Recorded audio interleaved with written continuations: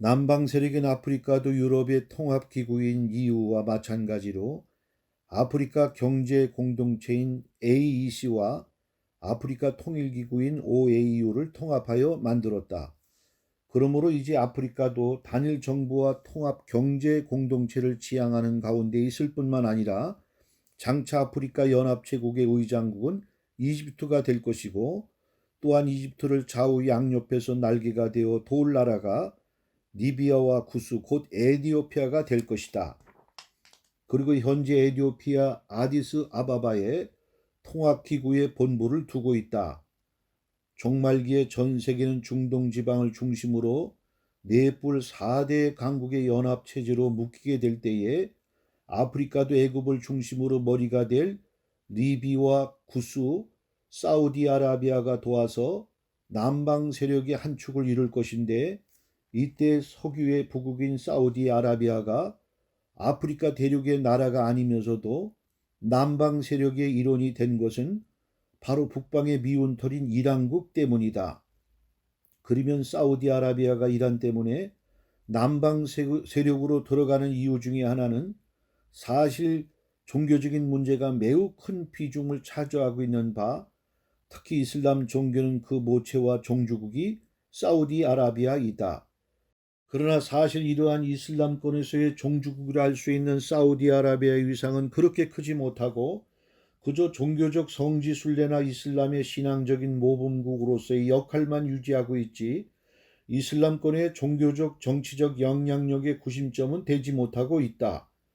특히 그러한 역량과 힘을 가지고 있는 나라는 북방의 맹주인 이란인데, 이란은 이슬람의 종주국이 아니면서도 이슬람권을 좌지우지하려는 횡포에 대해서 사우디아라비아는 항상 곱지 않은 시선을 가지고 있는 것이다.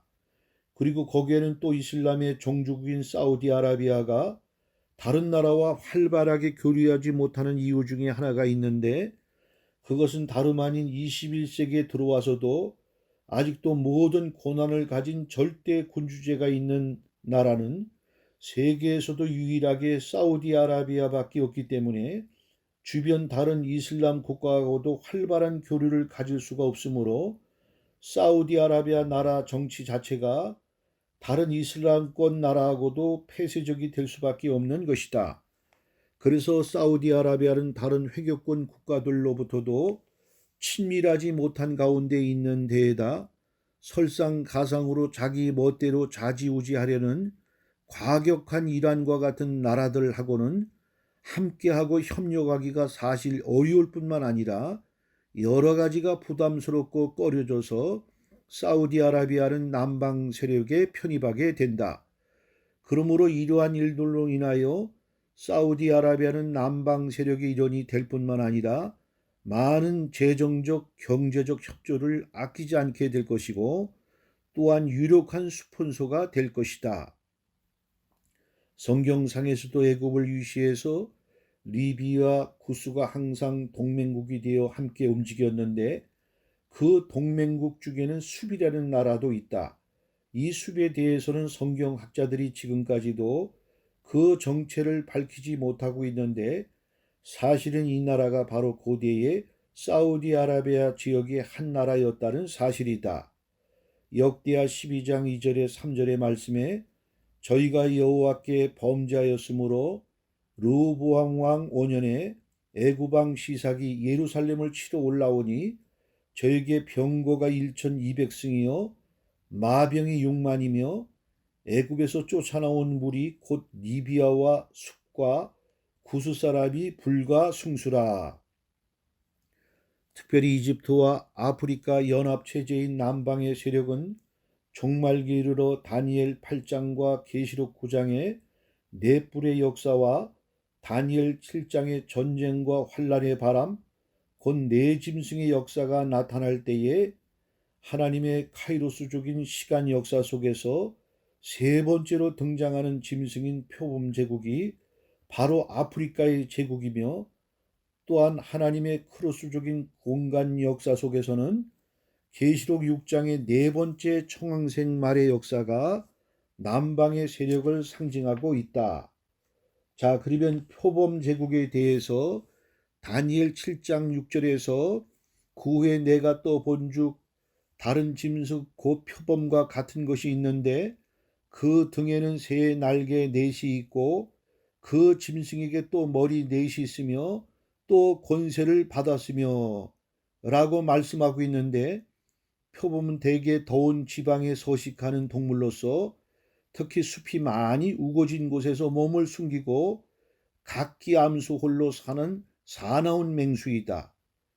그리고 표범은 그 가죽이 정과 줄무늬가 얼룩달룩하게 보호색으로 덮여 있어서 위장에 능할 뿐만 아니라 숲을 가운데 바짝 웅크리고 숨어 있으면 찾아내기가 매우 어렵다. 이처럼 아프리카 대륙의 나라들은 바둑판처럼 일정하게 나누어져 있어서 곧 꼭 표범의 줄무늬와 같고 빗살무늬 토기와 같다. 그리고 아프리카 제국들은 전 세계에서 모든 면에 있어서 뒤처져 있는 나라들로서 이 세상에 그 영향력을 발휘하지 못하고 잊혀진 대륙처럼 여겨졌었으나, 종말기에 이르러 마치 숲에 숨어있던 표범이 먹이를 포착하고 숲에서 갑자기 튀어나오듯이 장차 남방 세력인 아프리카 제국은 중동의 패권을 잡기 위해서 신속하게 출몰하여 북방 세력과 자웅을 겨루게 될 것이다. 그리고 다니엘 7장 6절의 말씀에 보면 표범의 머리가 4개라고 하였다. 그러면 그 4개의 머리는 무엇을 상징하는가? 그것은 바로 아프리카 대륙의 수장격인 애굽, 리비아, 구스, 사우디아라비아가 되는 것이다. 또한 표범의 날개가 4개가 된다고 했다. 이 의미는 매우 빠르고 신속하다는 의미이다. 종말기에 이르러 넷불 넷바람의 역사를 주관하는 존재들은 네 생물로서 이 넷불 넷바람은 그들의 권세와 힘을 상징하고 있다. 특히 뿔은 강력한 역사를, 바람은 빠르고 신속하다는 뜻인데, 이처럼 종말의 역사는 창세 이후로 인간이 생각하거나 판단할 수가 없을 정도로 순식간에 이루어지게 될 뿐만 아니라 강력한 역사로 마무리하게 된다. 그러므로 종말기에 이르러 하나님의 종들과 그 백성들은 항상 깨어 있어야 될 뿐만 아니라 정신 차리지 않으면 순식간에 망하게 된다는 사실이다. 그리고 이 네 생물이 상징하는 바 비유적이요 영적이며 은유적으로는 사계절과 동서사방을 의미하는데, 특히 다니엘 7장의 네 바람이나 계시록 6장의 네 말의 역사는 마치 이 세상에 봄, 여름, 가을, 겨울이 찾아오듯이 이 세상에 순차적으로 나타날 역사이고, 또한 마지막 때 이르러 동시다발로 동서사방에서 나타날 역사라고 중국편에서 설명하였다.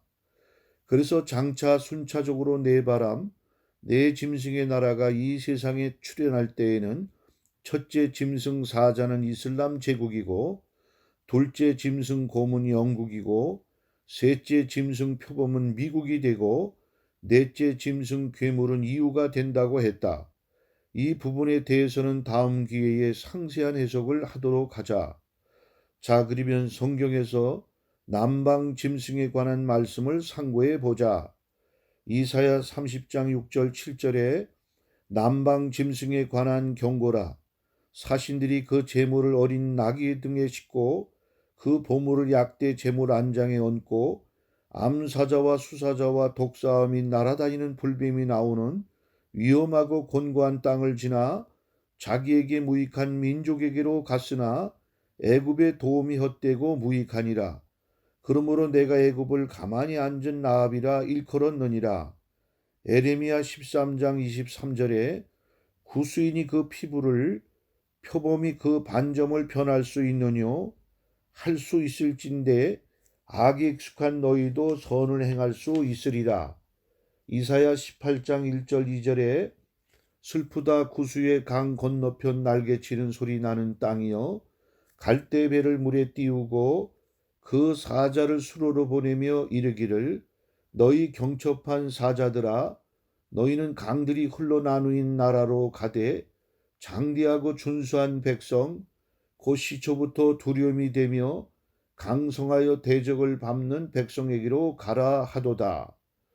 또한 아프리카는 계시록 6장의 네 번째 인을 뗄 때에 청황색 말을 상징하는 바, 그러면 청황색 말의 역사에 대해서 더 상세히 살펴보면 계시록 6장 7절 8절에서 넷째 인을 떼실 때에 내가 넷째 생물의 음성을 들으니 가로되오라 하기로, 내가 보매 청황색 말이 나오는데 그 탄자의 이름은 사망이니 음부가 그 뒤를 따르더라. 저희가 땅 4분의 1의 권세를 얻어 검과 흉년과 사망과 땅의 짐승으로서 죽이더라 라고 말씀하고 있는데, 이 뜻은 다음과 같다. 여기서 먼저 청황색은 얼룩달룩 울긋불긋한 색깔로서 표범의 가죽이나 아니면 더운 남방 지역의 숲이 많이 우거져 여러 가지 나무나 꽃들 그리고 식물들이 무성하고 화려하게 피어있는 모습으로 상징이 된다. 그리고 청황색은 여러 가지 혼합적인 의미를, 또한 그 정체를 확실히 알 수 없는 이것도 아니고 저것도 아닌 상태를 의미하는 것이기도 하다. 특별히 아프리카 대륙은 수많은 열강들의 식민지로 지배받았다가 독립했기 때문에 각 나라마다 지배했던 나라들의 영향을 받아서 여러 가지 색깔의 정치, 문화, 이념 등을 유산으로 물려받고 있는 것이 사실이다.